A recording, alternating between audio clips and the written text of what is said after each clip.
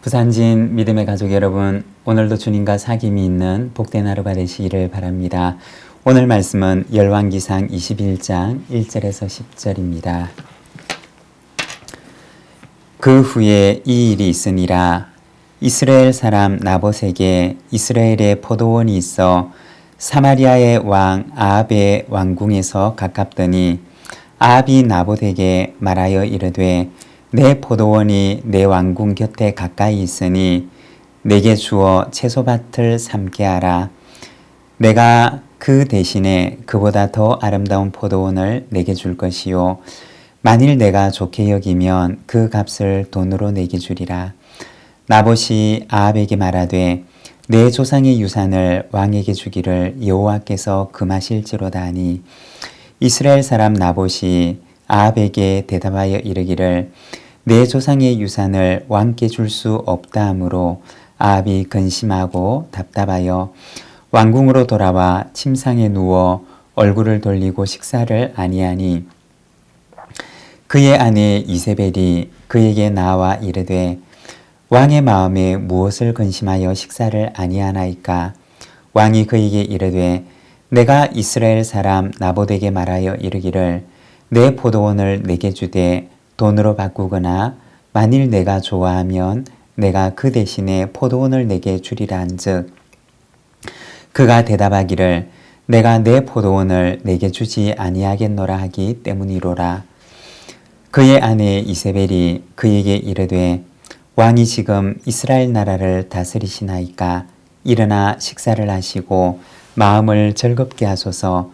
내가 이스라엘 사람 나봇의 포도원을 왕께 드리리이다 하고 아합의 이름으로 편지들을 쓰고 그 인을 치고 봉하여 그의 성읍에서 나봇과 함께 사는 장로와 귀족들에게 보내니 그 편지 사연에 이르기를 금식을 선포하고 나봇을 백성 가운데 높이 앉힌 후에 불량자 두 사람을 그의 앞에 마주 앉히고 그에게 대하여 증언하기를 내가 하나님과 왕을 저주하였다 하게 하고 곧 그를 끌고 나가서 돌로 쳐 죽이라 하였더라.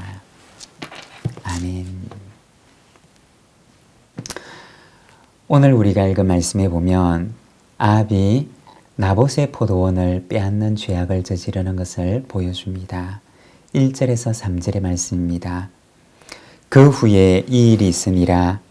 이스라엘 사람 나봇에게 이스라엘의 포도원이 있어 사마리아의 왕 아합의 왕궁에서 가깝더니 아합이 나봇에게 말하여 이르되 내 포도원이 내 왕궁 곁에 가까이 있으니 내게 주어 채소밭을 삼게 하라. 내가 그 대신에 그보다 더 아름다운 포도원을 내게 줄 것이요 만일 내가 좋게 여기면 그 값을 돈으로 내게 주리라. 나봇이 아합에게 말하되 내 조상의 유산을 왕에게 주기를 여호와께서 금하실지로다 하니. 여기 1절 말씀에 보면 그 후에 이 일이 있으니라고 하면서 아합이 베나닥과 조약을 맺은 후에 또 다른 어떤 일이 있었음을 이야기하고 있습니다. 아합이 또 다른 죄를 저지르고 있는 것을 보여주는 것입니다. 여기에 나오는 이스라엘이라고 하는 지역은 북왕국의 수도였던 사마리아로부터 북쪽으로 약 37km 정도 떨어져 있는 곳에 위치해 있었습니다. 수도 사마리아에는 이스라엘 왕의 왕궁이 있었고 그리고 이곳 이스라엘에는 이스라엘 왕의 여름 별궁이 있었던 것입니다. 그리고 그 별궁 가까이에는 나봇이라고 하는 사람이 가지고 있었던 포도원이 있었습니다. 2절에 보면 아합이 나봇에게 말합니다. 내 포도원이 내 왕궁 곁에 가까이 있으니 그것을 내게 주어 채소밭을 삼게 하라. 그 대신에 내가 너에게 그보다 더 아름다운 밭을 주겠다. 그렇지 않으면 돈으로 그 값을 쳐주겠다. 라고 말합니다. 아합의 왕궁 가까이에 있는 나봇의 포도원을 자기에게 팔 것을 제안을 했던 것입니다. 오늘날의 개념으로 생각을 해보면 이 아합의 제안은 정당한 거래를 위한 제안인 것처럼 보입니다. 그리고 정당한 대가를 쳐주겠다고 이야기를 하고 있습니다. 그런데 나봇은 아합의 이러한 제안을 거절합니다. 왜 그랬던 것일까요? 나봇의 거절에는 신앙적인 이유가 있었는데 레위기 25장 23절에 보면 토지를 영구히 팔지 말 것은 토지는 다 내 것임이니라. 너희는 거류민이요 동거하는 자로서 나와 함께 있느니라. 성경에 보면 하나님께서는 이스라엘 백성들에게 토지를 매매하는 것을 금지하고 있습니다. 그 이유는 첫째, 토지는 하나님의 것이라고 말씀을 합니다. 그리고 두 번째는 하나님께서 그들에게 주셨던 삶의 터전을 보호하기 위함이었던 것입니다. 하나님께서 주신 삶의 터전에서 자자손손 그 권리를 잃어버리지 않고 그곳에서 하나님 주신 분복을 누리며 살아가기를 하나님께서는 원하셨던 것입니다. 그래서 하나님께서는 이스라엘 백성들에게 토지 매매를 금하셨고 설사 토지에 대한 권리를 잃어버린다 하더라도 희년이 되면 토지를 샀던 사람은 다시 토지를 원래의 주인에게 돌려주도록 말씀을 하셨습니다. 2절에 보면 아합은 나봇에게 너의 포도원을 나의 채소밭으로 삼고 싶다 라고 말합니다. 여기서 채소밭이라고 하는 말은 푸른 정원이라는 말로 번역을 할 수도 있습니다. 아합은 나봇의 포도원을 사서 왕궁 옆에다가 자기를 위한 멋진 정원을 만들기를 원했던 것입니다. 그러나 나봇은 아합 왕에게 말하기를 이것은 하나님께서 금하시는 것입니다 라고 합니다. 하나님께서 그들의 조상들에게 주셨던 그 기업을 그리고 그의 후손에게 물려주어야 하는 이 기업을 자신의 마음대로 왕에게 매매할 수가 없다는 말이었습니다. 7절입니다. 그의 아내 이세벨이 그에게 이르되 왕이 지금 이스라엘 나라를 다스리시나이까 일어나 식사를 하시고 마음을 즐겁게 하소서. 내가 이스라엘 사람 나봇의 포도원을 왕께 드리리이다 하고 나봇이 포도원을 팔지 않겠다고 하자 아합 왕은 상심에 빠집니다. 그리고 그의 아내 이세벨은 아합에게 말합니다. 왕이 지금 이스라엘 나라를 다스리시나이까.